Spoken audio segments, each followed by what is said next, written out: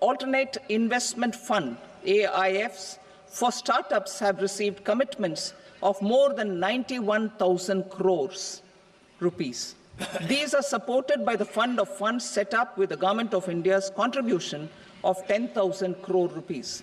Now, a new fund of funds with expanded scope and a fresh contribution of another 10,000 crore rupees will be set up. A new scheme will be launched for 5 lakh women, scheduled castes and scheduled tribes, first-time entrepreneurs.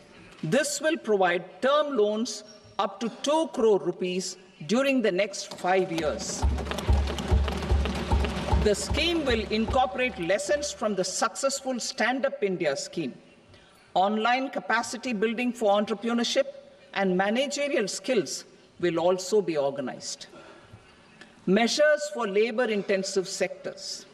To promote employment and entrepreneurship opportunities in labor-intensive sectors, our government will undertake specific policy and facilitation measures. To enhance the productivity, quality, and competitiveness of India's footwear and leather sector, a focused product scheme will be implemented. The scheme will support design capacity, component manufacturing, and machinery required for production of non-leather quality footwear, besides the support for leather footwear and products. The scheme is expected to facilitate employment. Bharat के footwear और leather क्षेत्र की उत्पादकता, गुणवत्ता और प्रतिस्पर्धात्मकता बढ़ने हेतु फोकस उत्पाद स्कीम कार्यान्वित की जाएगी। इस स्कीम में लेदर, फुटवियर और उत्पादों के लिए सहायता के अलावा बिना लेदर वाले गुणवत्तापूर्ण फुटवियर के उत्पादन हेतु आवश्यक डिजाइन क्षमता, घटक विनिर्माण और मशीनों के लिए सहायता दी जाएगी। इस स्कीम से 22 लाख व्यक्तियों को रोजगार मिलने और 4 लाख करोड़ का कारोबार और 1.1 लाख करोड़ से अधिक का निर्यात होने की उम्मीद है। खिलौना क्षेत्र के लिए उपाय। राष्ट्रीय खिलौना कार्य योजना के आधार पर हम भारत को वैश्विक खिलौना केंद्र बनाने के लिए एक योजना कार्यान्वित करेंगे। इस योजना में क्लस्टरों, कौशलों और ऐसे विनिर्माण इकोसिस्टम के विकास पर जोर दिया जाएगा जिसके परिणाम स्वरूप उच्च गुणवत्ता वाले ऐसे अनूठे, नवीन और पर्यावरण अनुकूल खिलौने मिलेंगे जो मेड इन इंडिया ब्रांड का प्रतिनिधित्व करेंगे। खाद्य प्रसंस्करण के लिए सहायता। पूर्वोदय में हमारी प्रतिबद्धता के अनुरूप हम बिहार में राष्ट्रीय प्रौद्योगिकी उद्यमशीलता और प्रबंधन संस्थान स्थापित करेंगे। इस संस्थान से पूरे पूर्वी क्षेत्र में खाद्य प्रसंस्करण कार्यकलापों को पुरजोर बढ़ावा मिलेगा। इसके परिणाम स्वरूप किसानों के उत्पादों के मूल्य संवर्धन के माध्यम से उनकी आमदनी बढ़। Framework for central ministries and states. Details are in Annexure E. Given our commitment to climate-friendly development, the mission will also support clean tech manufacturing. This will aim to improve domestic value addition and build our ecosystem for solar PV cells, EV batteries, motors and controllers, electrolyzers, wind turbines, very high voltage transmission equipment and grid scale batteries. Investment as the third engine. Now I move to investment as the third engine, which encompasses investing in people, investing in the economy, and investing in innovation. Investing in people. Saksham Anganwadi and Poshan 2.0. Saksham Anganwadi and Poshan 2.0 program provides nutritional support to more than 8 crore children, 1 crore pregnant women and lactating mothers all over the country, and about 20 lakh adolescent girls in aspirational districts and the Northeast region. The cost norms for these nutritional support will be enhanced appropriately. Atal Tinkering Labs. 50,000 Atal Tinkering Labs will be set up in government schools in the next 5 years to cultivate the spirit of curiosity and innovation and foster a scientific temper among young minds. Broadband connectivity to government secondary schools and PHCs. Broadband connectivity will be provided to all government secondary schools and primary health centers in rural areas under the BharatNet project. Bharatiya Bhasha Pustak Scheme. We propose to implement a Bharatiya Bhasha Pustak scheme to provide digital form Indian language books for schools and for higher education. This aims to help students understand their subjects better and in their language. National Centers of Excellence for Skilling. Building on the initiative announced in the July 24 budget, 5 national centers of excellence for skilling will be set up with global expertise and partnerships to equip our youth with the skills required for Make for India, Make for the World manufacturing. The partnership will cover curriculum design, training of trainers, and a skills certification framework and periodic reviews. Expansion of capacity in IITs. Total number of students in 23 IITs has increased 100% from 65,000 to 1.35 lakh in the past 10 years.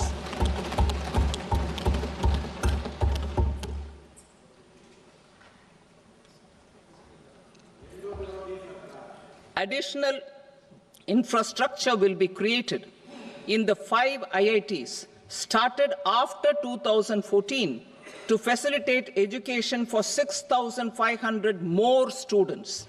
Hostel and other infrastructure capacity at IIT Patna will also be expanded.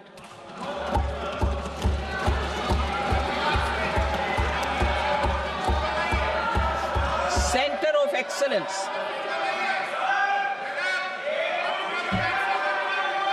Center of Excellence in AI for Education.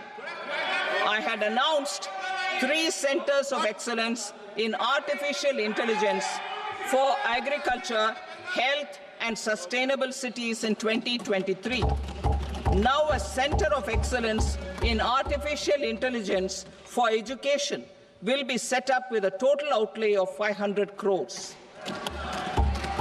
Expansion of medical education.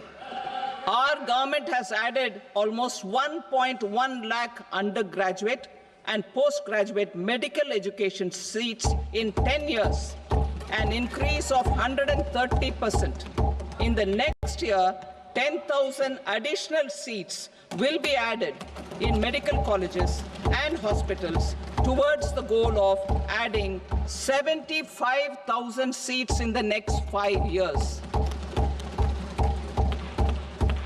Daycare cancer centers in all district hospitals. Our government will facilitate setting up of daycare cancer centers in all district hospitals in the next 3 years. 200 centers will be established in 25-26 itself. Strengthening urban livelihoods. Our government has been giving priority to assisting urban poor and vulnerable groups. A scheme for socio-economic upliftment of urban workers will be implemented to help them improve their incomes, have sustainable livelihoods, and a better quality of life. PM Swanidhi scheme has benefited more than 68 lakh street vendors, giving them respite from high-interest informal sector loans. Building on this success, the scheme will be revamped with enhanced loans from banks, UPI-linked credit cards with 30,000 rupees limit, and capacity building support. Social Security Scheme for welfare of online platform workers. Gig workers of online platforms provide great dynamism to the new age services economy. Recognizing their contribution, Our government will arrange for their identity cards and registration on the e-Shram portal. They will be provided health care under PM Jan Arogya Yojana. This measure is likely to assist nearly 1 crore gig workers.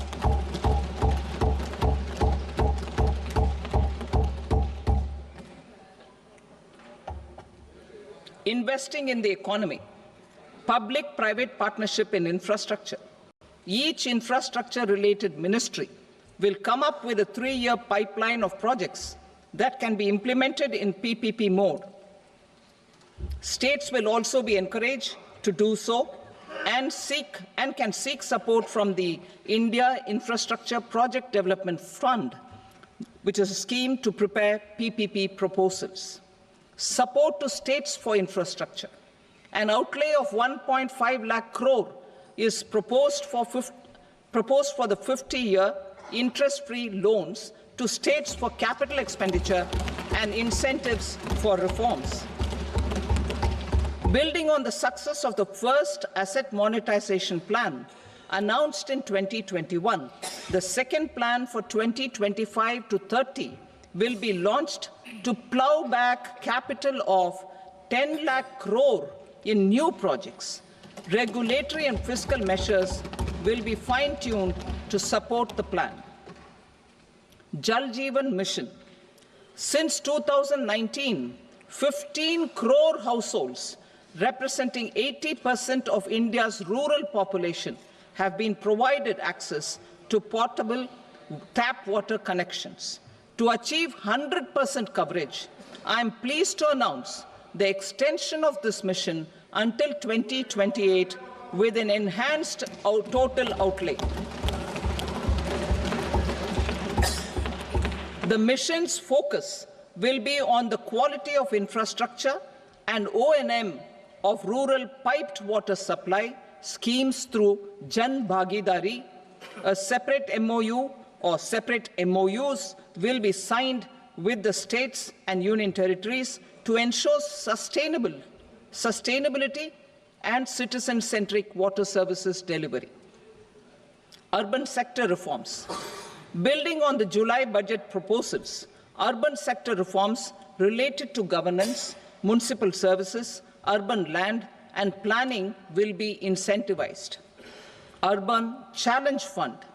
The government will set up an urban challenge fund of 1 lakh crore rupees to implement the proposals for cities as growth hubs, creative redevelopment of cities, and for water and sanitation purposes announced in the July budget.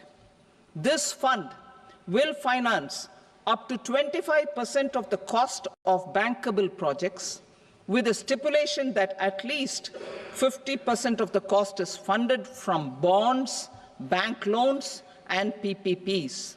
An allocation of 10,000 crore is proposed in 2025-26. Power sector reforms.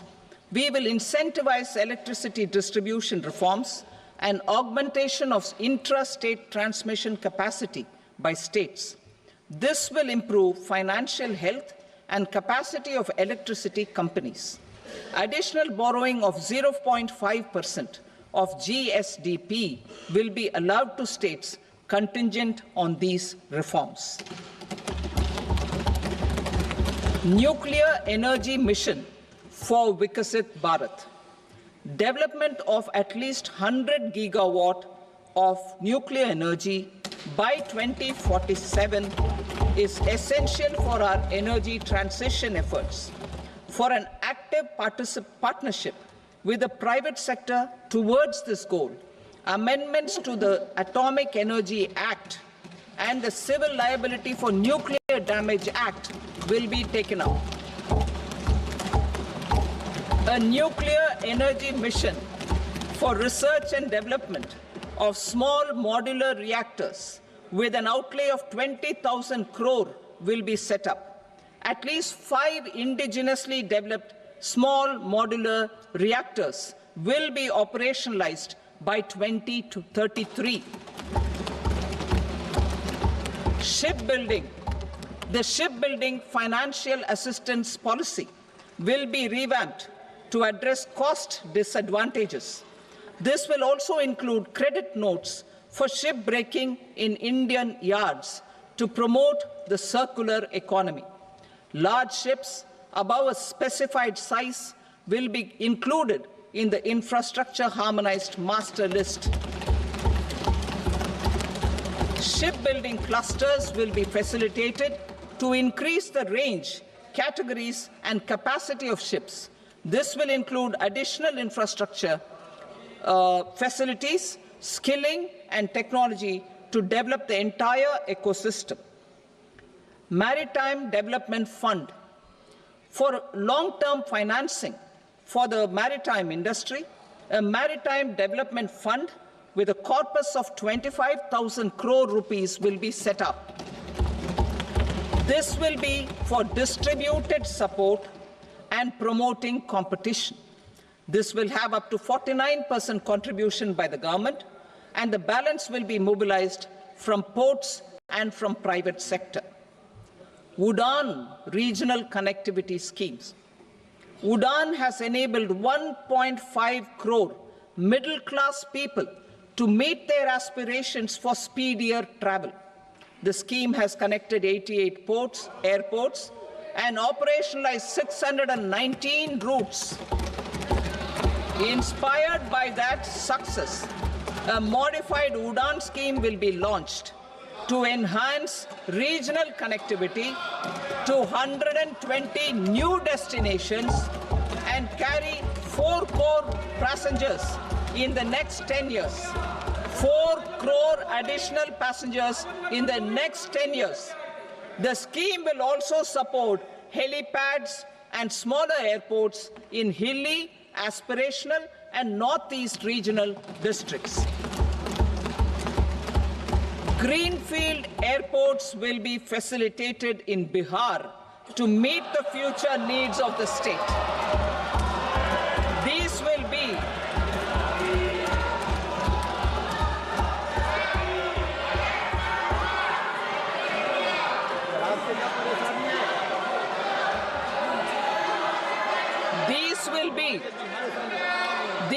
be in addition to the expansion of the capacity of Patna Airport and a brownfield airport in Beta.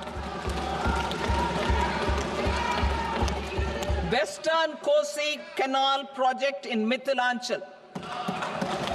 Financial support will be provided for the Western Kosi Canal ERM project, benefiting a large number of farmers cultivating over 50,000 hectares of land in the Mithilanchal region of Bihar. Mining sector reforms. Mining sector reforms, including those for minor minerals, will be encouraged through sharing of best practices and institutions of a state mining index. A policy for recovery of critical minerals from tailings will be brought out.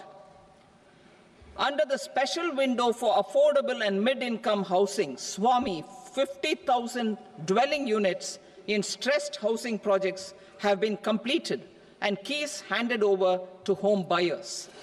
Another 40,000 units will be completed in 2025, further helping middle-class families who were paying EMIs on loans taken for apartments while also paying rent for their current dwellings. Building on this success, SWAMI Fund 2 will be established as a blended finance facility with contribution from the government, banks, and private investors. This fund of 15,000 crore rupees will aim for expeditious completion of another 1 lakh units. PM Gati Shakti data for private sector.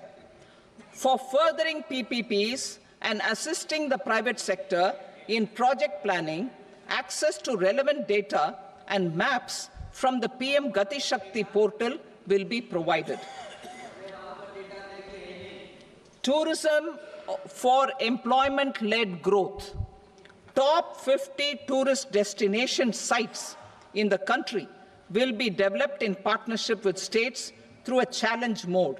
Land for building key infrastructure will have to be provided by the states. Hotels in these destinations will be included in the infrastructure harmonized list. The following measures will be taken for facilitating employment-led growth: organizing intensive skill development programs for our youth, including in institutes of hospitality management, providing mudra loans for homestays, improving ease of travel and connectivity to tourist destinations, providing performance-linked incentives to states for effective destination management, including tourist amenities, cleanliness, and marketing efforts, and introducing streamlined e-visa facilities along with visa fee waivers for certain tourist groups. Continuing with the emphasis on places of spiritual and religious significance, in the July budget, there will be a special focus on destinations related to the life and times of Lord Buddha. Medical tourism and heal in India. Medical tourism and heal in India will be promoted in partnership with the private sector, along with capacity building and easier visa norms. Investing in innovation. To implement private sector-driven research, development, and innovation initiatives announced in the July budget, I am now allocating 20,000 crore rupees for this purpose. A deep tech fund of funds will also be explored to catalyze the next generation startups as a part of this initiative. In the next 5 years, under the PM Research Fellowship Scheme, we will provide 10,000 fellowships for technological research in IITs and IISc with enhanced financial support. The second gene bank with 10 lakh germplasm lines will be set up for future food and nutritional security. This will provide conservation support to both public and private sectors for genetic resources. We will start a national geospatial mission to develop foundational geospatial infrastructure and data. Using PM Gati Shakti, this mission will facilitate modernization of land records, urban planning, and design of infrastructure projects. A Gyan Bharatam mission for survey, documentation, and conservation of our manuscript heritage with academic institutions, museums, libraries, and private collectors will be undertaken to cover more than 1 crore manuscripts. We will set up a national digital repository of Indian knowledge systems for knowledge sharing. Now I move to exports as the fourth engine. We will set up an export promotion mission with sectoral and ministerial targets driven jointly by the Ministries of Commerce, MSME, and Finance.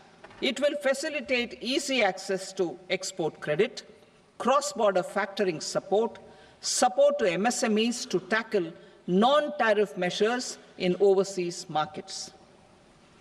A digital public infrastructure, Bharat Trade Net, for international trade will be set up as a unified platform for trade documentation and financing solutions. This will complement the Unified Logistics Interface platform.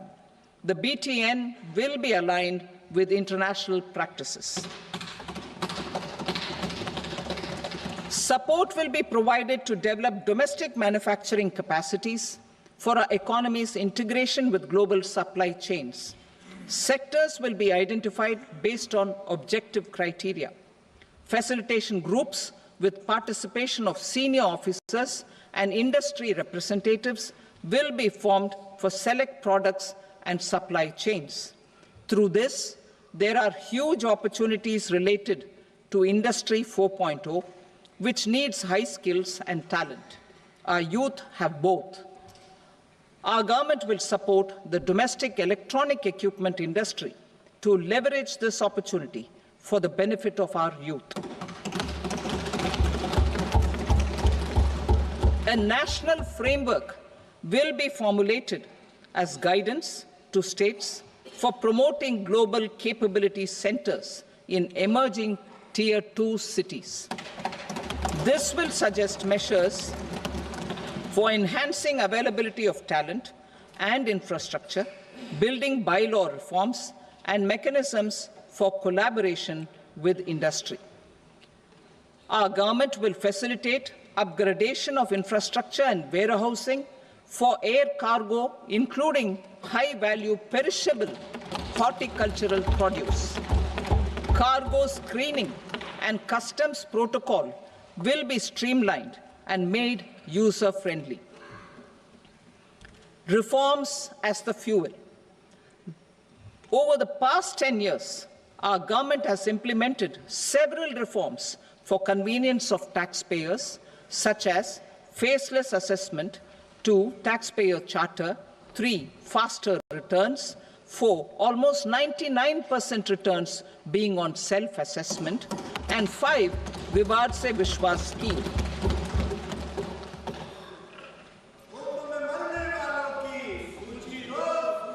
Continuing these efforts, I reaffirm the commitment of the Tax Department to trust first, scrutinize later.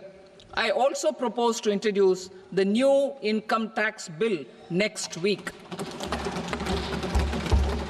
I will detail the indirect tax reforms and changes in direct taxes in Part B. Financial sector reforms. The FDI limit for the insurance sector will be raised from 74 to 100%.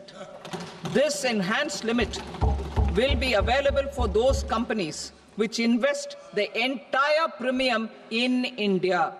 The current guardrails and conditionalities associated with foreign investment will be reviewed and simplified.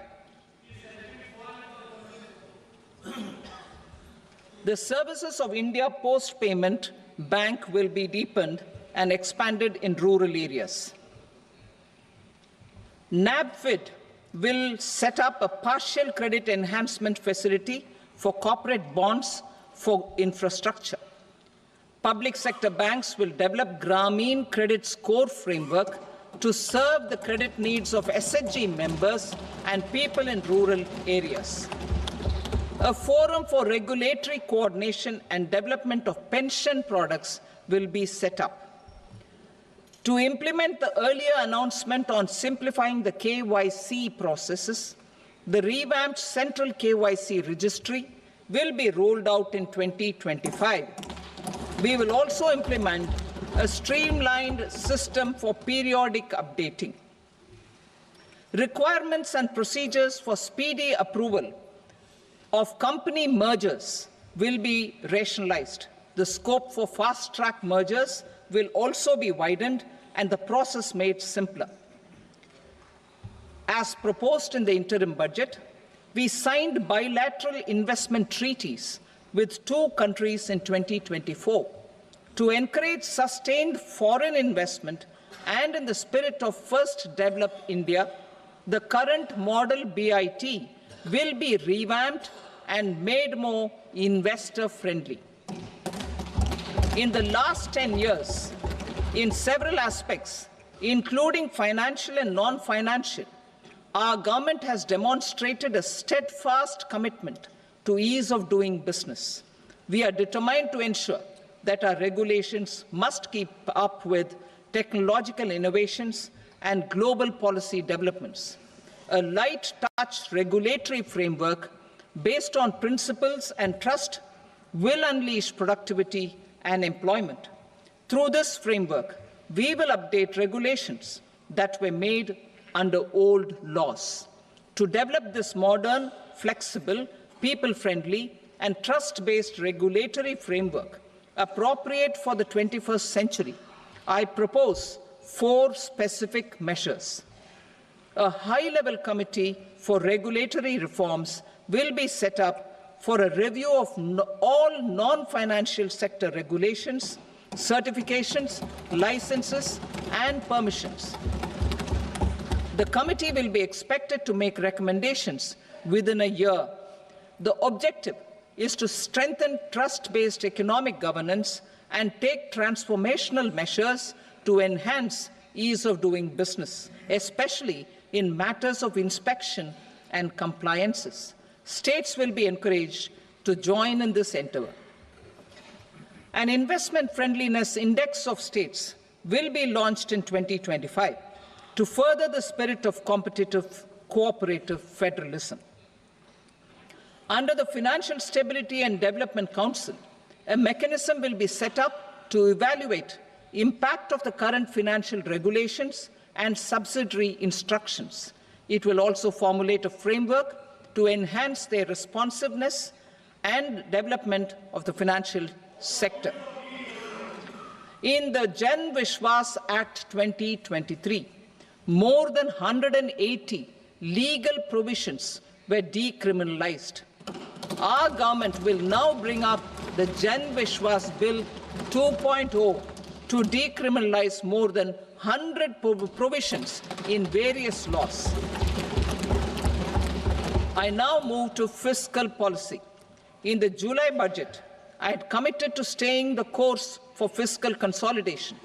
Our endeavour will be to keep the fiscal deficit each year such that central government debt remains on a declining path as a percentage of the GDP.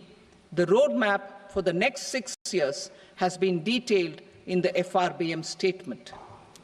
Revised estimates for 2024-25. The revised estimate of the total receipts other than borrowings is 31.47 lakh crore rupees, of which the net tax receipts are 25.57 lakh crore rupees. The revised estimate of the total expenditure is 47.16 lakh crore rupees, of which the capital expenditure is about 10.18 lakh crore rupees. The revised estimate of the fiscal deficit is 4.8% of the GDP. Budget estimates for 25-26. Coming to 25-26, the total receipts other than borrowings and total expenditure are estimated at 34.96 lakh crore rupees and 50.65 lakh crore rupees respectively. The net tax receipts are estimated at 28.37 lakh crore rupees. The fiscal deficit is estimated to be 4.4% of GDP. To finance the fiscal deficit, the net market borrowings from dated securities are estimated at 11.54 lakh crore. The balance financing is expected to come from small savings and other sources. The gross market borrowings are estimated at 14.82 lakh crore rupees. I will now move to Part B. Indirect taxes. My proposals relating to customs aim to rationalize tariff structure and address duty inversion. These will also support domestic manufacturing and value addition, promote exports, facilitate trade, and provide relief to common people. Rationalization of customs tariff structure for industrial goods. As a part of comprehensive review of customs rate structure announced in July 2024 budget, I propose to 1. Remove 7 tariff rates. This is over and above the 7 tariff rates removed in 23-24 budget.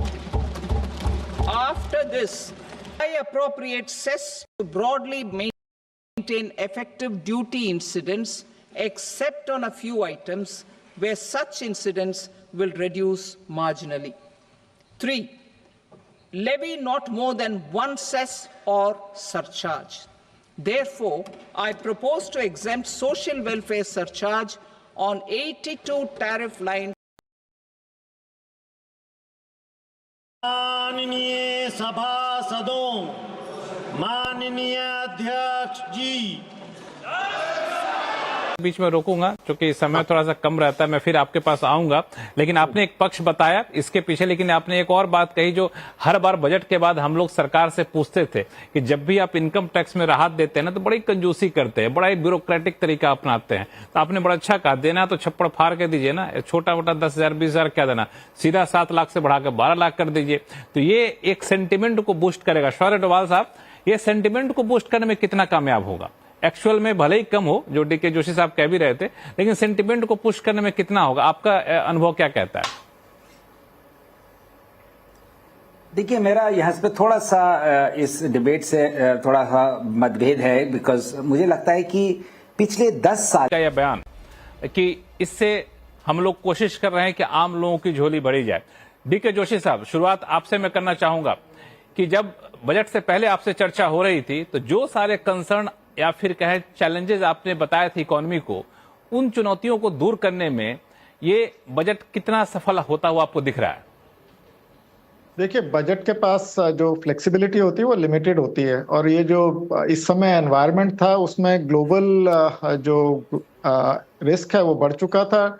Domestic economy थोड़ा जितना expected था उससे धीमी rate पे थी, और तो इस समय फिस्कल लीवर दबाने की आवश्यकता हो जाती है, और सरकार ने लीवर सही जगह पे दबाया है, वो प्राइवेट कंजम्पशन की तरफ, क्योंकि प्राइवेट कंजम्पशन काफ़ी अनइवन थी। तो उन्होंने मिडिल क्लास को जो रिलीफ दिया है उसका असर आपको सेविंग्स और कंजम्पशन दोनों में ही पॉजिटिव दिखाई देगा।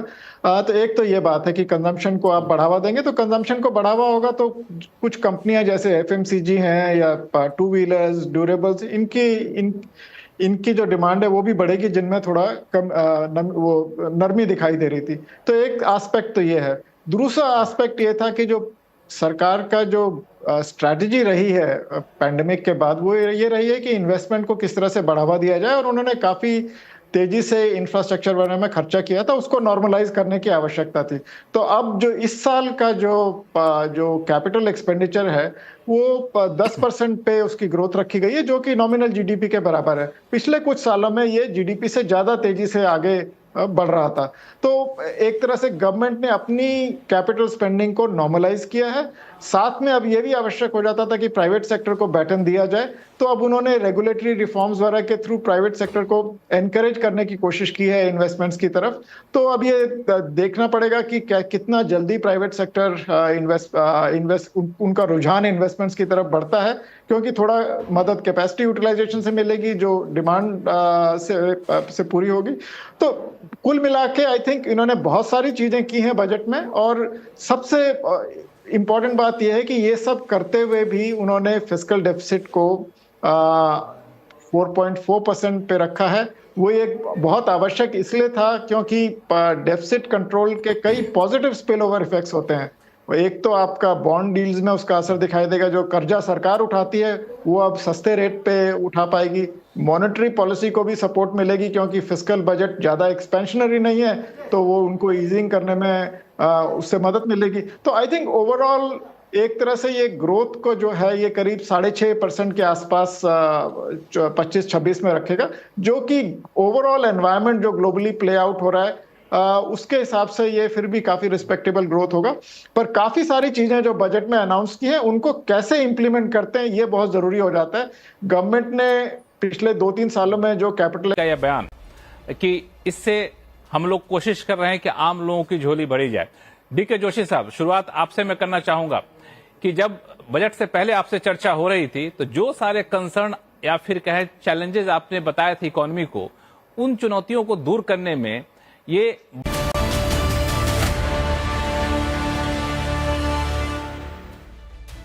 सामान्य नागरिक विकसित भारत के मिशन को ड्राइव करने वाला है। यह बजट एक फोर्स मल्टीप्लायर है। यह बजट सेविंग्स को बढ़ाएगा, इन्वेस्टमेंट को बढ़ाएगा, कंजम्पशन को बढ़ाएगा और ग्रोथ को भी तेजी से बढ़ाएगा। आमतौर पर बजट का फोकस इस बात पर रहता है कि सरकार का खजाना कैसे भरेगा।